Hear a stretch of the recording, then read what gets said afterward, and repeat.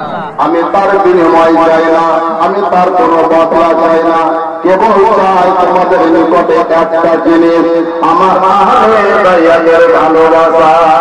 বলেন সুবহানাল্লাহ। আমি নবীকে তোমরা ভালোবাসো, আমার আহলে বায়াতকে তোমরা ভালোবাসো। আমার আহলে বায়াতকে যদি তোমরা ভালোবেসে নিতে পারো, আমি নবীকে ভালোবাসা হবে। আর আমি নবী যদি তোমাদের ভালোবাসা পেয়ে যাই, মহান আল্লাহ তোমাদের উপরে বাবা রাজি হয়ে যাবে। আসল নবী আমার কি কষ্ট করেছেন দুনিয়ার বুকে। নবীর জন্মের পূর্বেই তিনার আব্বা জান হযরত আব্দুল্লাহ রাদিয়াল্লাহু তাআলা আনহু 6 মাস পূর্বে দুনিয়া থেকে বাবা বিদায় নিয়েছেন। নবী আমার বাপের দিক থেকে বাবা ইয়াতীম হয়ে দুনিয়াতে এলেন। নবীর আগমন হলো মক্কার সুবহানাল্লাহ পরাইছে বলছেন হযরত আব্দুল্লাহ রাদিয়াল্লাহু তাআলা আনহু সুবহানাল্লাহ আপনার বাড়িতে। ও বাবা, নবীর আগমন হলো, আর আগমন হওয়ার পর 6 বছর বয়সে জগত জননী আপনার হযরত আমিনা রাদিয়াল্লাহু তাআলা আনহা তিনি দুনিয়ার বুক থেকে বেরিয়ে বিদায় নিলেন। ইন্না লিল্লাহি ওয়া ইন্না ইলাইহি রাজিউন। বাপের দিক থেকে ইয়াতীম হলেন, আপনার মায়ের দিক থেকে নবী সুবহানাল্লাহ মাহারা হলেন। নবী দুই ব্যথায় তিনি পরিপূর্ণ হলেন। বাপ হারা যন্ত্রণা আগে পেয়ে গেছেন, মাকে হারালেন, মায়ের ব্যথা নবীর বুকের মধ্যে সুবহানাল্লাহ আপনার জমা হয়ে গেল। আস্তে আস্তে নবী আমার লালিত পালিত হতে হতে বাবারে মক্কার বুকে আল্লাহর তরফ থেকে যখন আল্লাহর দিন তিনি কায়েম করতে আরম্ভ করে দিলেন, আপনার মক্কার মানুষরা আপনার আবু লাহাব এবং তার সুবহানাল্লাহ বিবি নবীকে এত কষ্ট দিয়েছে, এত কষ্ট দিয়েছে। নবী যখন আমার খানায় কাবার সামনে যখন আল্লাহর ইবাদত করতেন, যখন তিনি নামাজ অবস্থায় থাকতেন, নবীর মাথার উপরে বাবা ওদের ঘড়ি পর্যন্ত চাপিয়ে দেওয়া হয়েছে। তাতেও নবী আমার ওহু করেননি, কোন রকম দোয়া করেননি। মক্কার কোন মানুষের প্রতিরোধ আমার প্রতিরোধ গ্রহণ করেনি। আল্লাহর হুকুম হইল আমার আল্লাহর আঘাত জাহানের বাদশা আহমদ মুস্তাফা বয়ার নবী মার নবী কুলকায়ের নবী নবী মুহাম্মদ রাসূলুল্লাহ সাল্লাল্লাহু আলাইহি ওয়াসাল্লাম দরদি নবী আপনার মক্কা থেকে বাবা তিনি গেলেন তায়েফে। যে তায়েফে হযরত মা হালিমাতুস সাদিয়া রাদিয়াল্লাহু তাআলা আনহার সুবহানাল্লাহ বাড়িতে এবং তিনার অধীনে নবী আমার 5 বছর 4 মাস পর্যন্ত সুবহানাল্লাহ তায়েফে ছিলেন। ও সম্মানীয় হাজিরিন, তায়েফের মানুষেরা নবীর শৈশব জীবনকে চিনত এবং জানত। নবী আমার বড় আশা করে ইসলাম প্রচার করার জন্য, আল্লাহর দ্বীনকে কায়েম করার জন্য, আল্লাহর সুবহানাল্লাহ বাণীকে প্রচার করার জন্য, পবিত্র ইসলামকে বিশ্বের কোনায় কোনায় আপনার পৌঁছে দেওয়ার জন্য নবী বড় আশা করে আল্লাহ সুবহানাল্লাহ বললেন। তিনার সুবহানাল্লাহ আপনার গোলাম হযরত সাঈদ বিন হারিস রাদিয়াল্লাহু তাআলা আনহু নবী আমার সঙ্গে নিলেন। ও বাবা, আমার নবী আমার তায়েফে গেলেন। তায়েফের মানুষদেরকে নবী যখন ইসলামের দাওয়াত দিলেন, তায়েফের মানুষরা এত অপূর্ব ছিল, তারা পূর্ব ছিল, নবীকে তারা চিনতে না পেরে, নবীকে তারা জানতে না পেরে নবীকে সুবহানাল্লাহ এত নির্মম তারা আঘাত করল। আপনার পাথর দিয়ে সুবহানাল্লাহ যেমন আপনার পাথরকে যেমন মারা হয়, এরকম ভাবে দয়ার নবীকে তারা পাথর ছুঁড়ে ছুঁড়ে বাবা মারতে আরম্ভ করল। একবার জোরে বলা যাবে না সুবহানাল্লাহ। পাথর ছুঁড়ে ছুঁড়ে নবীকে বাবা মারতে আরম্ভ করলো। নবী আমার বলে, আহারে এই মানুষগুলি প্রকৃতপক্ষে যদি তারা আমাকে চিনত এবং জানত, তাহলে তো তারা আমাকে তারা পাথর মারত না, তায়েফ থেকে তারা আমায় তাড়িয়ে দিত না। তারা আমাকে চিনে না এবং জানে না, না জানার কারণে আর আমাকে তারা পাথর মারে। এই পাথরের আঘাতে নবী পবিত্র দেহ থেকে এত রক্তের ধারা বয়ে গেছে বাবা, আপনার সুবহানাল্লাহ নবী আমার সমস্ত দেহ যেন রক্তে লাল হয়ে গেছে। নবীর পবিত্র জুব্বা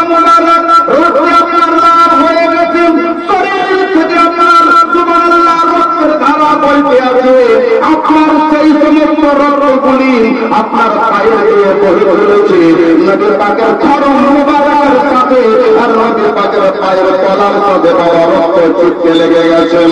আল্লাহর কষ্ট দেখে আল্লাহর নবী সুবহানাল্লাহ সাহাবী হযরত সাঈদ রাদিয়াল্লাহু তাআলা আনহু বলেন, নবী গো, আপনাকে তারা এত নির্মম আঘাত করে, আপনাকে তারা এত কষ্ট দেয়, এত কষ্ট দেয়, এত কষ্ট দেয়, এর বিনিময় আপনি আল্লাহর কাছে কিছু চাইবেন না। নবী আমার বলেন, সাঈদ নিশ্চয়ই তারা আমাকে চিনে না, জানে না। যদি তারা আমায় চিনতে জানতো, পাথর মারা পাথরের কথা আমি নবীর পায়ের তলায় তারা চুমা দিয়ে দিত। এত জোরে সুবহানাল্লাহ। ও সম্মানীয় হাজিরিন, সাঈদ সুবহানাল্লাহ নবীর এই দৃশ্য দেখি ঝরঝর করে কেঁদে কেঁদে বলছেন, ও ব্রাদার, নবী আমার কয় দিনের অনাহার, খাবার নাই পেটে বাবা, পানি নাই কাছে, এখনই কাছে উঠলো, সঙ্গে সঙ্গে ফিল্টার পানি দেওয়া হলো। কিন্তু নবীর এত কষ্ট, নবীর জীবনে এত দুঃখ, মাহারা নবী আমার বাহারা নবী, নবীর দাদাও নাই, এই অবস্থায় নবী আমার তাইফের জমিনে কার কাছে যাবে, কোন দিকে যাবে? নবী যদি চান স্বর্গের ফেরেশতা আছে আমার নবীর গায়ে সুবহানাল্লাহ চুমা দিবে। কিন্তু না, যে সমস্ত জায়গাতে রক্ত কাতরা কাতরা হয়ে পড়েছে তাইফের জমিনে এখনো পর্যন্ত সেই সমস্ত জায়গাগুলি বড় আগুনের সাথে বাবা ঘেরাও করে রাখা হয়েছে। যদি বলবেন না, তাইফের জমিনে এখনো পর্যন্ত সেই সমস্ত জায়গাগুলিকে তারের বেড়া দিয়ে ঘেরাও করে রাখা হয়েছে। 3 জায়গায় সর্ববেশি রক্ত পড়েছিল। আল্লাহর তরফ থেকে আপনার হুকুম হলো, জিবরাইল তাড়াতাড়ি যাও, আমার নবীর কাছে তুমি গিয়ে হাজির হও। দয়াল তোমার দয়া করে পেলাম হাজার দান।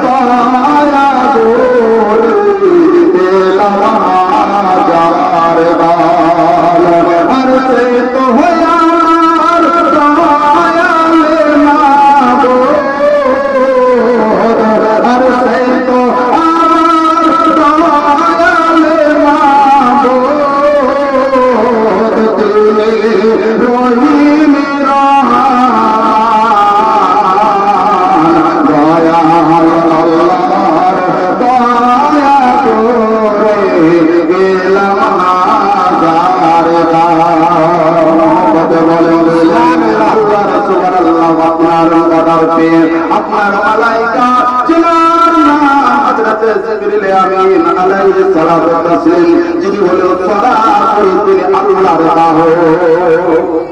আদম নবীর কাছে এসেছেন, মুসা নবীর কাছে এসেছেন, ইব্রাহিম নবীর কাছে এসেছেন, দাউদ নবীর কাছে এসেছেন, সমস্ত নবীদের কাছে 1 বার 2 বার 5 বার 7 বার 12 বার 24 বার 100 বার 300 বার 700 বার করে আপনার আল্লাহর হুকুম মোতাবেক ওহী নিয়ে নবীদের সুবহানাল্লাহ দরবারে এসেছেন। ও সম্মানীয় হাজিরিন, আমার দয়াল নবীর দরবারে পৌঁছেছি আপনার সুবহানাল্লাহ 24,000 বার আমার দয়াল নবীর দরবারে এসেছি।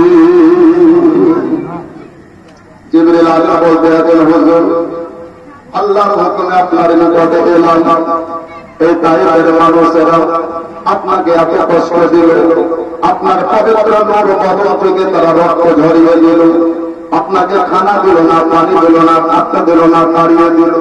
হুজুর গো, এই দুঃখ আল্লাহর আরশেও যেন সইতে পারে না। যদি বলেন সুবহানাল্লাহ। এই দুঃখ আল্লাহর আরশেও সইতে পারে না, কারণ নবীকে যারা কষ্ট দেয় আল্লাহকে তারা কষ্ট দেয়, নবীকে যারা ভালোবাসলো আল্লাহকে তারা ভালোবাসলো। আল্লাহকে ভালোবাসার নাম হলো নবী মুস্তাফার ফাজিল করা। একবার আস্তে করে বলবেন না সুবহানাল্লাহ। বিসমিল্লাহির রাহমানির রহিম।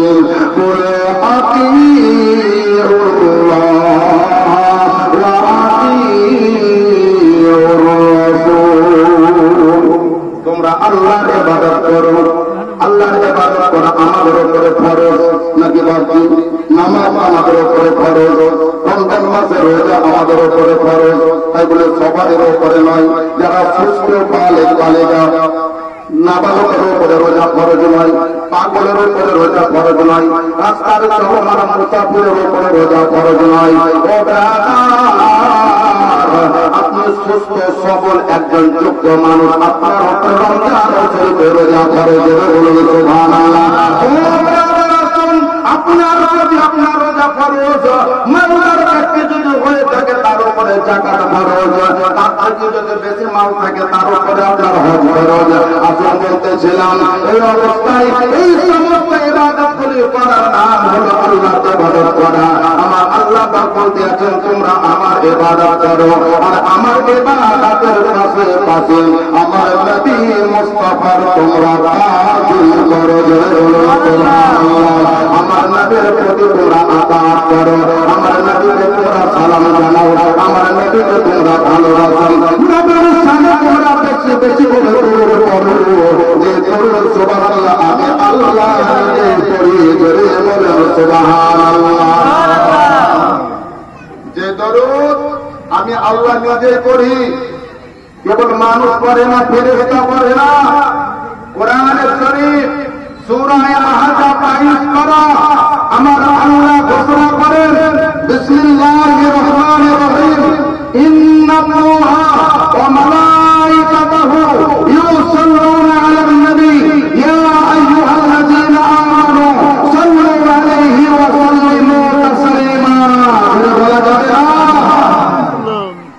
তাহলে বুঝা গেল ইন্না নিশ্চয়, ইন্নাল্লাহা নিশ্চয় আল্লাহ সহ, ওয়া মালাইকাতাহু আল্লাহর ফেরেশতা সহ, আল্লাহ এবং আল্লাহর ফেরেশতা সহ, ইউসাল্লুনা অবশ্যই তারা, ফেরেশতারা সহ আমার আল্লাহ রাব্বুল আলামিন হাবিবে মুস্তাফার উপরে, নাইবে পরওয়ারদিগারের উপরে, হাবিবে পেরদিগারের উপরে, ইমামুল আম্বিয়ার উপরে, শফিউল মুসলিমিনের উপরে, রাহমাতুল আশিকিনের উপরে, সরওয়ারে আম্বিয়ার উপরে আমার আল্লাহ রাব্বুল আলামিন সহ তামাম মালায়েকা নবীর উপরে সালাম করে বলে সুবহানাল্লাহ।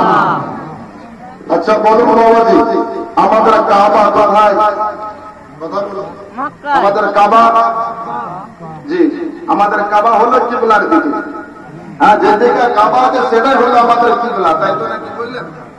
আমরা কিবলার দিকে মুখ করে নামাজ আদায় করি। আচ্ছা, কাবা শরীফের সরাসরি মসজিদুল হারাম থেকে যারা ডান সাইডে আছে, তারা বাম দিকে মুখ করে নামাজ পড়ে। অর্থাৎ কাবা শরীফের উত্তরে যারা আছে তারা দক্ষিণ দিকে মুখ করে নামাজ পড়ে, যারা দক্ষিণে আছে তারা পূর্ব আপনার উত্তর দিকে মুখ করে নামাজ পড়ে, যারা কাবা শরীফের আরো যারা ওই পিঠে যারা আছে তারা পূর্ব দিকে মুখ করে নামাজ পড়ে। সম্মানীয় হাজির, এটাই হলো আমাদের আকীদা, এটাই হলো আমাদের নিয়ম, এটাই হলো আমাদের বিধান, এটাই হলো আমাদের সংবিধান। কেন করতে হবে? রাজার কাবার দিকে মুখ করে নামাজ এই কারণেই করতে হবে যে আমার নবী পড়েছেন বলে বলে। আর বলেন না হেফজে আছেন, একটু সুবহানাল্লাহ দিয়েন। চাঁদা কালেকশন করা বক্তা বললেন, কিন্তু তাই চাঁদা কালেকশন করবো না, হ্যাঁ সুবহানাল্লাহ কালেকশন করবো বলেন, দিবেন না দিবেন? আচ্ছা, সুবহানাল্লাহ বললে আপনাদের সম্মান বাড়বে না কমবে? কথা বলুন। সুবহানাল্লাহ কখন বলতে হয়, কখন বলা লাগে? ওয়াজ শুনছেন, মাথা ঠান্ডা করুন। মন মস্তিষ্ক আমার দিকে নয়, কোরআনের দিকে মুতাওয়াজ্জা করুন, রাসূলুল্লাহর দিকে এগিয়ে আসুন, আল্লাহর হুকুমের দিকে আপনি অনুসরিত হন, নিশ্চয় আপনার মন আল্লাহ আল্লাহ রাসূলের দরবারে চলে যাবে। ধরে বলুন সুবহানাল্লাহ। তাহলে কথা বলছেন কি রাসূল ফখরে উম্মাম শাহিওয়াতিনা दिखलाते मुझे मंज़र गुलजार मदीना। এবারে বলুন কার মন যাবে না? একবার যদি সুবহানাল্লাহ সুযোগ পাই তো মসজিদুল হারামে গিয়ে খানায় কাবাকে জিয়ারত করতে, নাকি বলেন?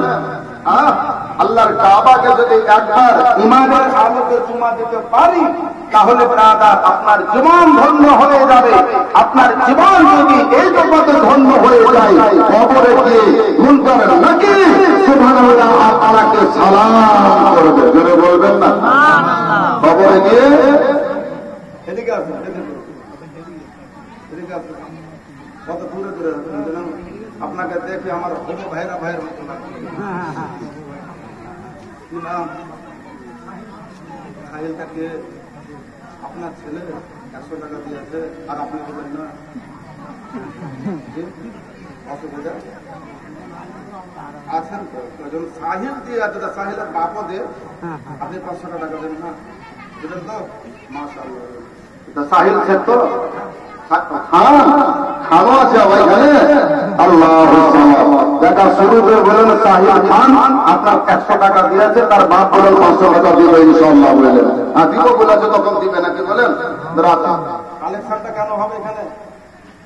জলসার উদ্দেশ্যে না কোন উদ্দেশ্যে? না কবরস্থানের উদ্দেশ্যে, না ইফতার উদ্দেশ্যে, না মসজিদের উদ্দেশ্যে? মসজিদের উদ্দেশ্যে। মসজিদের উদ্দেশ্যে মানে মসজিদ ভালো করতে হবে। মুসলিম হোক আর না হোক, মানুষ নামাজ পড়ুক আর না হোক, মসজিদ যেন ভালো হয়। আর 4টা জায়গাতে 10টা এসি লাগাইতে হবে বলে আমরা বলবো যে আমাদের মহিলারে তোদের মসজিদে কটা আছে, খালি দেখতে আমাদের মসজিদে কটা এসি আছে, তাই তো বলেন?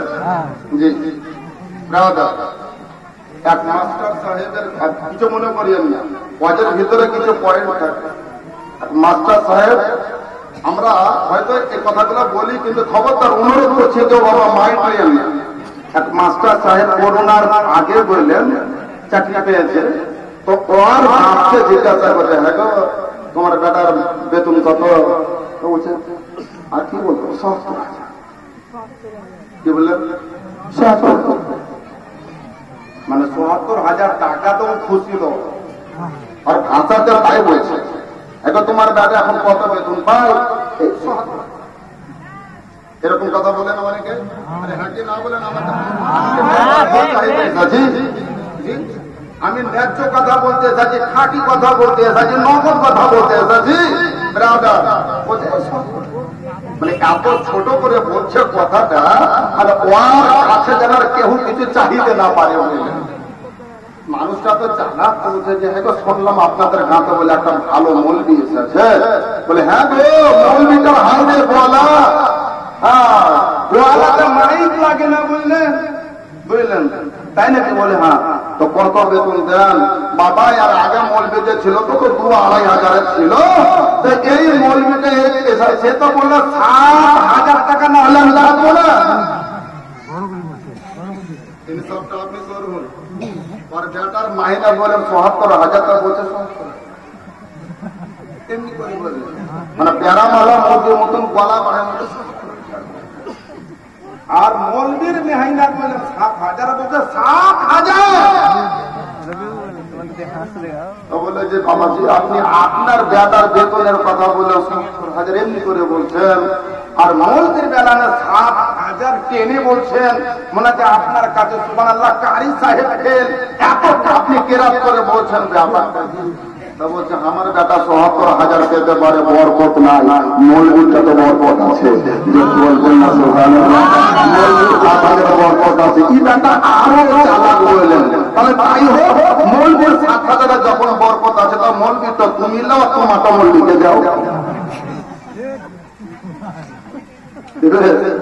আরে বলে না নগদ কথা বলছি, দেবে ধার বাকি কথা বলছি না, দেবে দেবে না বলতেছিলাম। বাবা নবী মুস্তাফার সুবহানাল্লাহ রওজা মুবারককে বিনা পয়সাতে সুবহানাল্লাহ একবার যদি দেখার সুযোগ পাওয়া যায়, যাবেন কিনা? আল্লাহ রাব্বুল আলামিন এই নসিবে যদি রেখে দেয় যে আপনার যে কোনো হালাতে যে কোনো ভাবে অবশ্যই আপনি পৌঁছে যাবেন। তাই বলতে আছেন হে খাতেমে রাসূল আখরে উম্মাহ শাহে মদিনা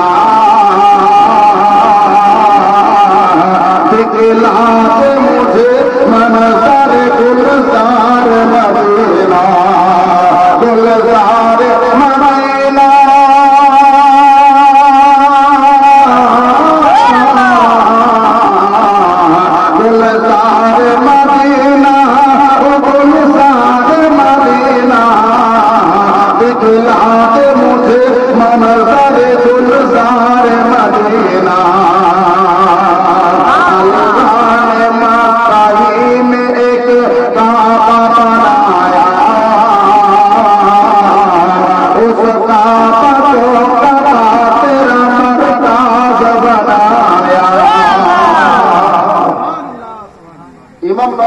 মানুষকে যদি বলা ভাই আমেরিকা যাবেন, হুঁও বলতে পারে, নাও বলতে পারে। ভাই পাকিস্তান যাবেন, হুঁও বলতে পারে, নাও বলতে পারে। ভাই বাংলাদেশ যাবেন, যেতেও পারে, নাও যেতে পারে। কিন্তু ইমাম নগরের সুবহানাল্লাহ মানুষকে যদি বলা হয় ভাই একবার হজে যাবেন, তো মনে মনে বলবে ভাই ইনশাআল্লাহ, আল্লাহ যদি রাজি থাকে তো যাবো বলে জোরে বলুন সুবহানাল্লাহ। কেউ যাবো না বলবে না, কারণ ওই জায়গা খানায় কাবা, আল্লাহ পাকের সুবহানাল্লাহ দরবার, যেখানে আল্লাহর কাবা আছে, ওই কাবা সুবহানাল্লাহ আমাদের কাবা, ওই কাবার দিকে মুখ করে আমরা নামাজ পড়ি। কিন্তু ফারিস্তাকে জিজ্ঞাসা করেন, ফারিস্তা তোমরা যে আল্লাহর ইবাদত করো তো কোন দিকে মুখ করে বলে বলে সুবহানাল্লাহ। ফারিস্তাদের কিবলা কোথায়?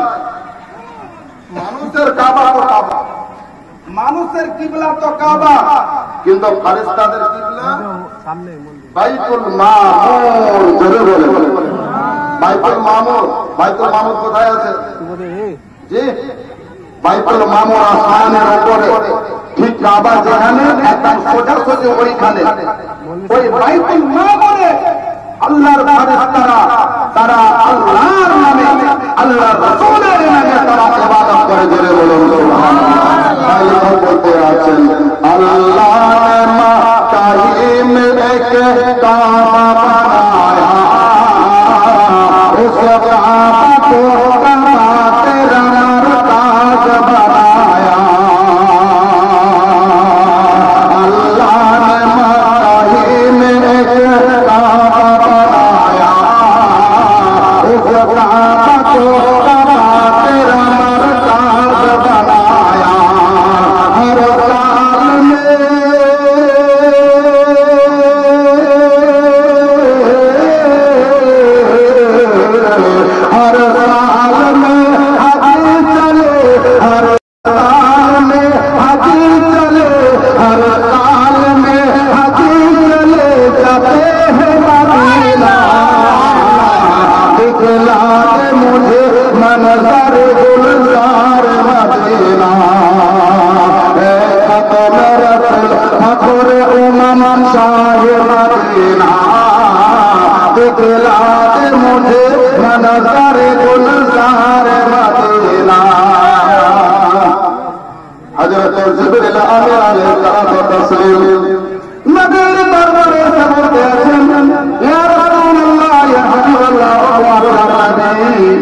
আপনার দরবারে আমরা এসেছি, নবী বলতে আছেন কেন, কিসের জন্য?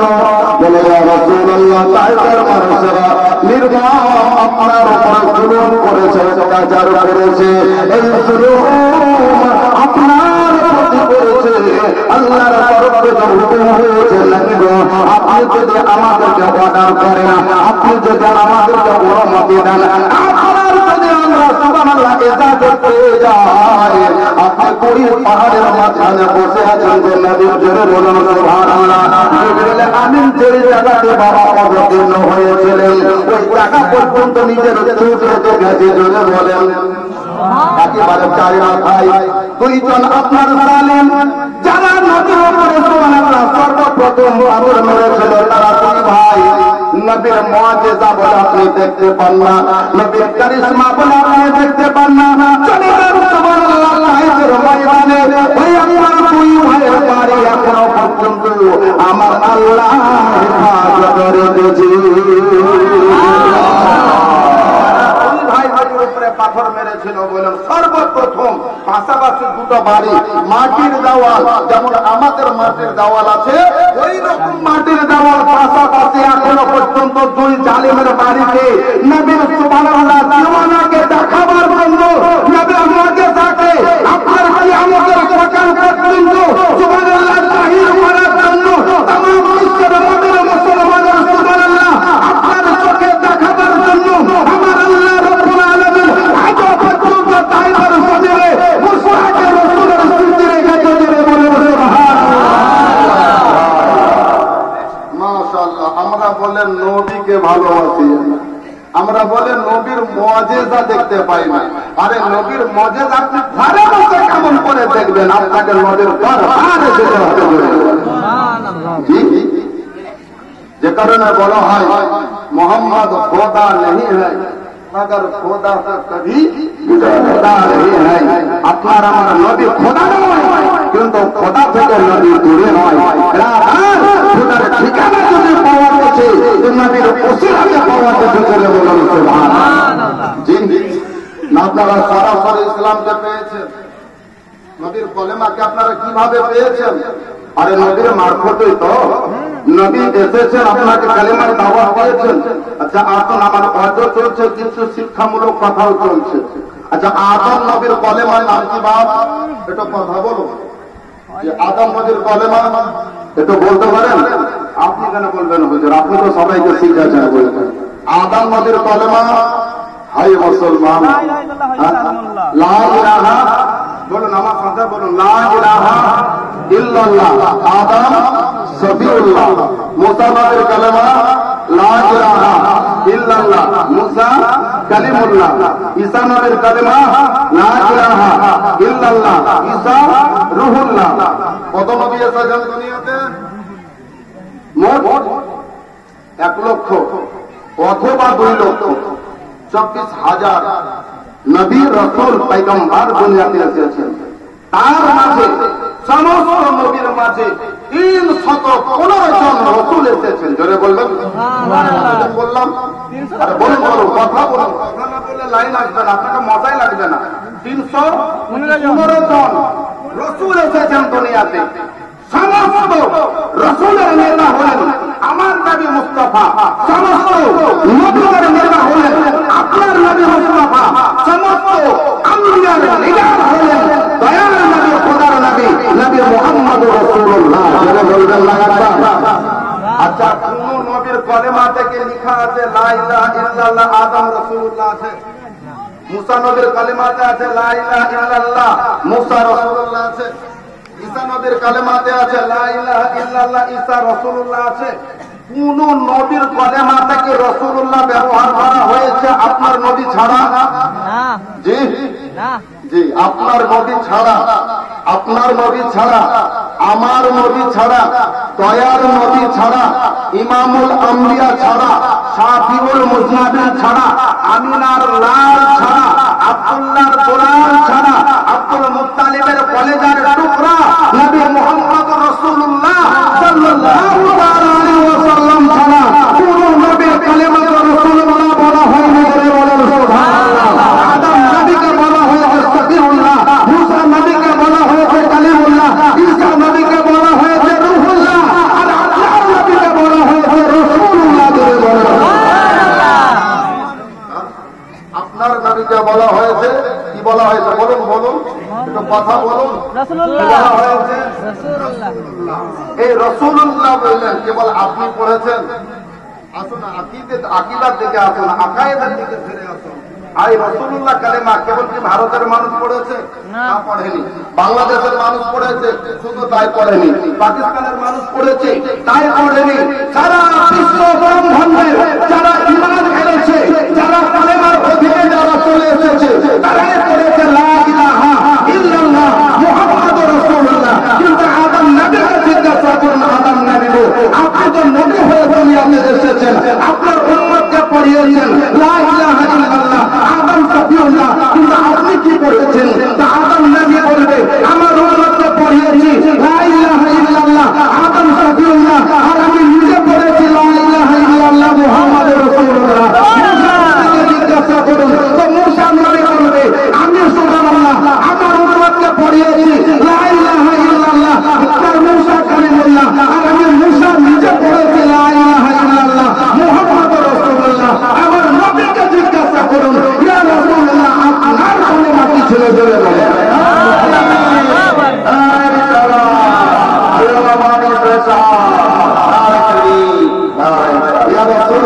আপনার কলেমা কি? আচ্ছা বলুন আপনার কলেমা লা ইলাহা ইল্লাল্লাহ মুহাম্মদ রাসূলুল্লাহ। নবীকে জিজ্ঞাসা করুন হুজুর আপনার কলেমা কি? আর জানার বিষয় আছে না নাই?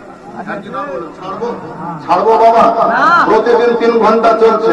ঈদের পরের দিন থেকে লেগেছে 25 তারিখ পর্যন্ত চলবে বললেন। ব্রাদার আসুন কি বলতেছিলাম, নবীর কলেমা কি হবে? নবী তো সবাইকে দাওয়াত দিয়েছে লা ইলাহা ইল্লাল্লাহ মুহাম্মাদুর রাসূলুল্লাহ। এটা হলো আমাদের ঈমান। এই ঈমান এর উপরে আমরা ঈমান এনেছি, আমরা আল্লাহকে মেনে নিয়েছি, নবী মুস্তাফাকে মেনে নিয়েছি। আমরা আল্লাহকে দেখিনি না দেখাতে আল্লাহর সমস্ত সুবহানাল্লাহ ক্ষমতাকে মেনে নিয়েছি। আল্লাহ পাক ওয়াহদাহু লা শারীক, তিনি খালিক এবং মালিক, তিনি বিশ্ব জাহানের মালিক, বিরাদার তিনি রব্বুল আলামিন, তিনি হাকামুল হাকিমিন, তিনি সৃজক, তিনি পালক, তিনি সংহারক, তিনি আজো মালিক, কালো মালিক, হাসরের তিনি মালিক, তিনি জান্নাতের মালিক, তিনি জাহান্নামের মালিক। সুবহানাল্লাহ মুহাম্মাদের মালিক ইসলামিয়া। আমার নবীকে জিজ্ঞাসা করুন, ইয়া রাসূলুল্লাহ, আপনার উম্মতের কালেমা লা ইলাহা ইল্লাল্লাহ মুহাম্মাদুর রাসূলুল্লাহ, হুজুর আপনার কালেমা। নবী বলতে আছেন আমার কালেমা লা ইলাহা ইল্লাল্লাহ ইন্নী রাসূলুল্লাহ। আরে জোরে বলেন লা ইলাহা, বলুন বলুন বলুন, কি করে যাবেন বলেন যে লা ইলাহা ইল্লাল্লাহ ইন্নী রাসূলুল্লাহ। হুজুর আছে বলেন, আর ফ্রিজে ভরা একটা মুক্তি আছে, জোরে বলেন সুবহানাল্লাহ। আসছে কেবল সুবহানাল্লাহ, নতুন নতুন ফতোয়া আমদানি করে আর সুবহানাল্লাহ আপনাদেরকে শোনাবে, আপনারা শুনবেন। রাদার মিল্লাত ইসলামিয়া আসুন। তো নবীর কালেমা হলো লা ইলাহা ইল্লাল্লাহ ইন্নী রাসূলুল্লাহ। নবী নিজের কালেমা নিজে পড়েছেন, জোরে বলেন সুবহানাল্লাহ। নবীকে কালেমা পড়ানে ওয়ালা হচ্ছে, নবীকে কালেমা পড়ানে ওয়ালা কেউ ছিল না। তার কারণ নবীর কালেমা তামাম বিশ্ব জাহান করেছে। তবে সুবহানাল্লাহ আদম নবী নবী হয়েছেন, মুসা নবী নবী হয়েছেন, ঈসা নবী নবী হয়েছেন, ইব্রাহিম নবী নবী হয়েছেন, দাউদ নবী নবী হয়েছেন। যতক্ষণ পর্যন্ত নবীর কালেমা সুবহানাল্লাহ না পড়েছে, আপনার ইউসুফ নবী কুয়া থেকে বার হয়নি। জোরে বলুন সুবহানাল্লাহ। পড়েছে হযরত ইউনূস নবী মাছের পেট থেকে বার হয়ে গেলেন, নবীর কালেমা পড়েছে। ইব্রাহিম নবী আপনার উম্মতের উপরে কুণ্ড থেকে নাজাত পেয়েছেন, জোরে বলেন। ইউসুফ নবী